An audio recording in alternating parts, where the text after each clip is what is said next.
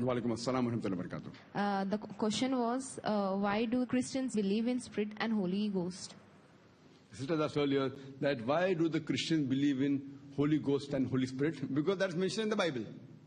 Like in the Quran it's mentioned. Even it's mentioned in the Bible. There are various verses in the Bible which speak about the Holy Spirit and the Ghost. But unfortunately, the Christians, most of them, not all, they also believe in the concept of Trinity. Trinity means God is three in one. They believe Father as a God, Jesus Christ the Son of God, and the Holy Spirit. They believe in Trinity.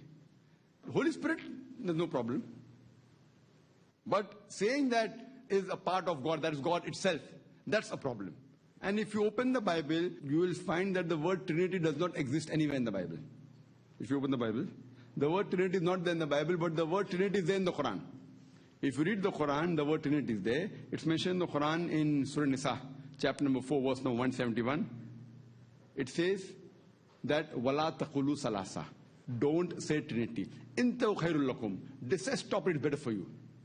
So Quran says don't say Trinity. It's further repeated in Surah Ma'idah, chapter number 5, verse number 73. Laqad kafar lazina qalu inna Allahu salisu salasa. They are doing kufr. They are blaspheming those who say that God is three in one, God is one in three. That is Trinity. So Quran in no less than 2 places speaks about Trinity, but says it is wrong to say that. If you open the Bible, the word Trinity does not exist. The verse which is closest to Trinity in the Bible is the first epistle of John, chapter number 5, verse number 7, where it says, for there are 3 that bear record in heaven, the Father, the Son, and the Holy Ghost.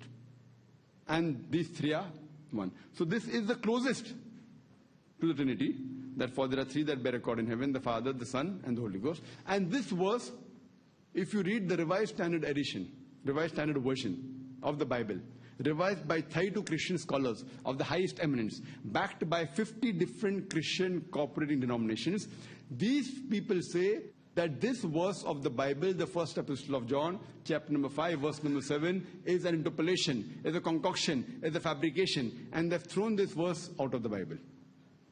So the verse which is closest to Trinity is no longer there in the Bible. So in terms of Holy Spirit, there's no problem, but considering it to be a part of God or being one in three in one is totally haram in Islam. Hope that answers the question.